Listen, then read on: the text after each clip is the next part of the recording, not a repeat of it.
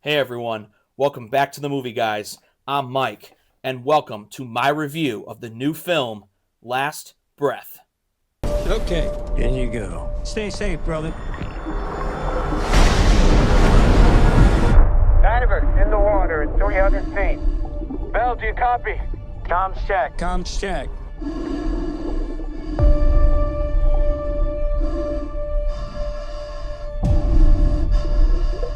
Slow your breathing down for me, okay? You're pushing too hard. Copy. We're on the job now. Keep the focus where it needs to be. Diver 1. Begin equalization.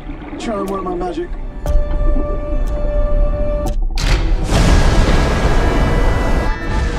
The thrusters have gone offline. How many? All of them. The ship's moving. Get out of there. Right now. Well, I got to check this film out Thursday night, a whole week before release, but I am now just releasing the review because the embargo just lifted. So, Last Breath. This is a film that I remember seeing the trailer for about a month ago. And I saw Woody Harrelson was in it, and I'm a big Woody Harrelson fan, so that immediately had me engaged and locked in to see it. Plus, I'm a big fan of underwater films, and this one being a true story, it made it even more engaging. So I was definitely curious to check it out. So I immediately jumped at the chance when I was invited to the press screening, and I gotta say I was not disappointed by this film at all. I was fully engaged with the characters and the story, and it definitely had me on the edge of my seat to know how the last 20 minutes or so were going to go and see what the payoff was going to be and how this film was going to truly end. Smack! There is no more slack. That's everything I've got. The ship's not drifting. Chris has become our anchor. That's never gonna hold. Chris, on me. What happens now? Your umbilical, it's gonna snap. I will come back for you, but you have to get yourself back to the top. I can't rescue you if I can't find you. Understand? Just make sure I'm alive. Overall, let me just basically say this. If this movie showed me one thing or taught me one thing, I would never want to do this job. First of all, I'm not a very good swimmer, so that's kind of one big knock for not doing it.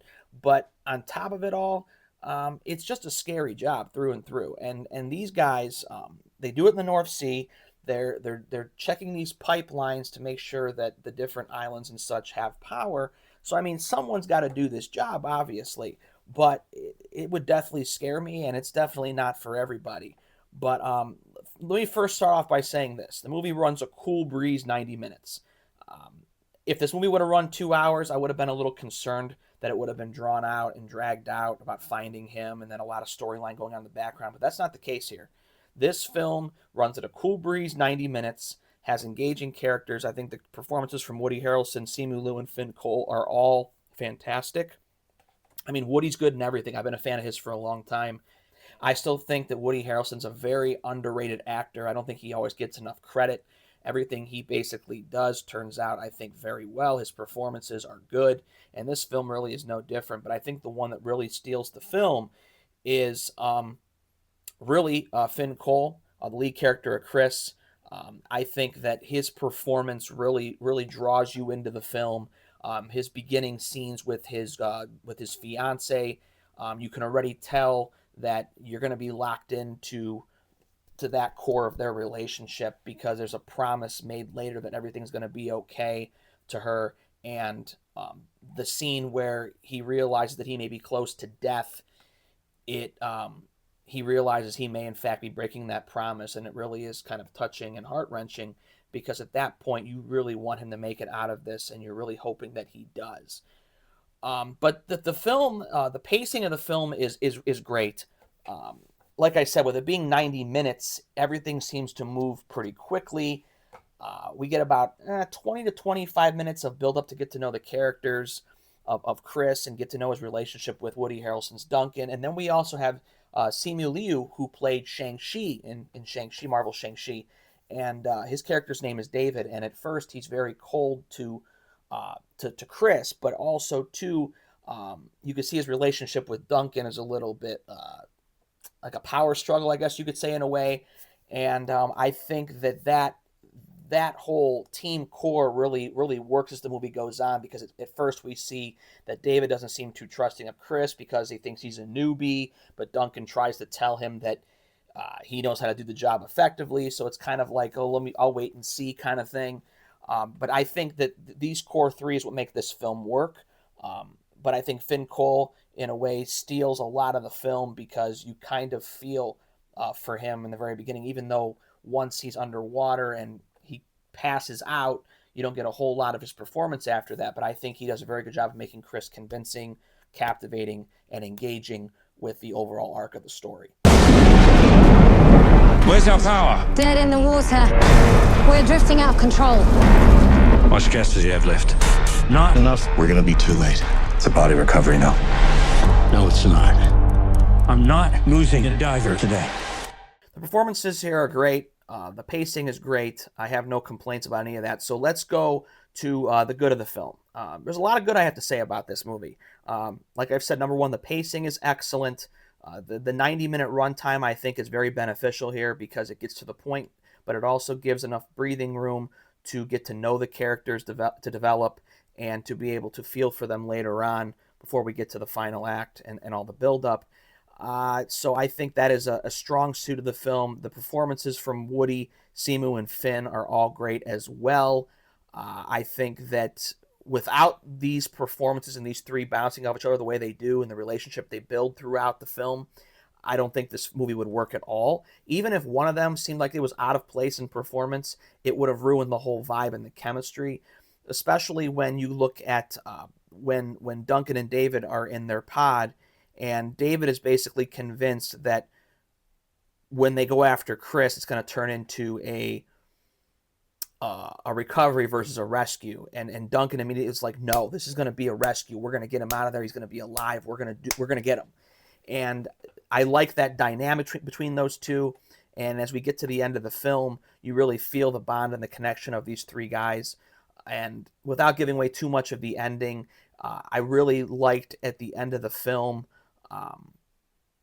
how edge of my seat I was to find out if Chris was going to survive or not. And I liked that it just all seemed to work really well. And there's some things you find out at the end of the film with it being a true story that really surprised me. And I was really like, wow, I can't believe this. And I found it to be really a really emotional story.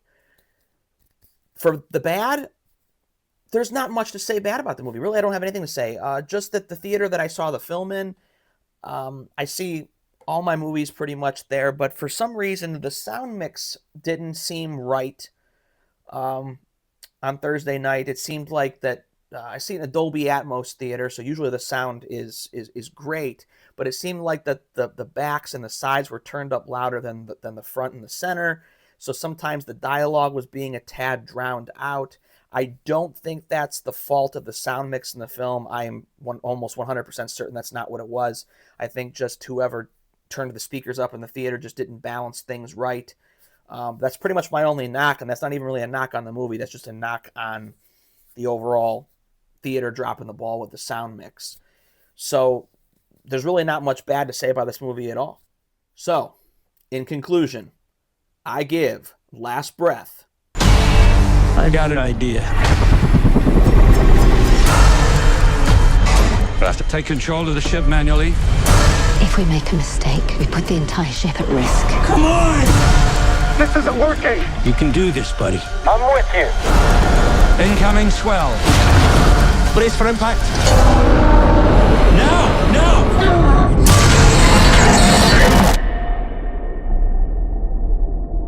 Chris! Diver! Where are you? An 8.5 out of 10. All right, so those are my thoughts on Last Breath. Although brief, I wanted to give you guys a little bit of insight as to how I felt about it. Overall, I think if you're looking for a hour-and-a-half night out to go see a movie, but you want to see a captivating, engaging, and really good true story, this is a good film to check out. If you're kind of a claustrophobic underwater type that can't really handle underwater films or don't like those kind of films, probably don't check it out, but you'd be missing out on a pretty damn good movie. And I think you won't be disappointed walking out of this, because I think by the time you get to the end of the movie, you're going to feel the way I did, really hoping for a positive ending for these characters, and it's just a really good film overall. I want to thank for the invite for the press screening. It's much appreciated. Really enjoyed checking this film out early. When I got the invitation, I was immediately engaged to go check it out. I jumped at it right away. I was like, yeah, I wanted to check that film out because I saw the trailer and I was like, yeah, this is going to be a good movie to see. So so thanks for the invite for that, and I really appreciate it. So so coming up, I know I did my companion early or my instant reaction, and I was supposed to do a full review. I unfortunately didn't get to do a full review, and I probably won't do it now just because the movie is already on digital and it'll be coming out on 4K and Blu-ray here soon. So a lot of my thoughts haven't really changed from the instant reaction from companion. So really, I think I've conveyed my thoughts on that enough to really you guys can get a feel on what I was feeling about it, because the review basically would have been a lot of the same of what I basically talked about, just more in detail. But coming up too, I still want to check out Captain America Brave New World. I know I'm a little behind the 8 ball on that one, but I still want to check that out because there's been a lot of conflicted reviews out there. The box office has been up and down. I'm thinking about doing this new thing where any movie that comes out at home that I might have missed, doing little capsule reviews, like I'll do like a review video, and I'll kind of do little bits about each movie that I saw, like 3 or 4 movies, and just talk about them a little bit in detail of what I thought about them. Probably start doing videos like that soon too. Summer movie season's right around the corner. I definitely want to do a video on like the top 10 movies that I'm most looking forward to coming out during the summer. Which ones I think that are going to live up to the hype, which ones that I think won't live up to the hype, and then the ones that will be box office successes and the ones that I think may in fact bomb. So I want to do a video on that. I'll probably have that up within a few weeks or so to do my full, analyze fully on how I'm going to rank that scale. So again, thank you for joining me on this review. I've always said, continue to follow, like, subscribe. It's much appreciated on TikTok. Please like, follow on there, comment. It's much appreciated to keep the channel going strong, keep the channel growing in the community and such. So I appreciate y'all watching the review. Check out Last Breath. Recommend it. You won't be disappointed. So I'll see you on the next one, everybody. Have a good night.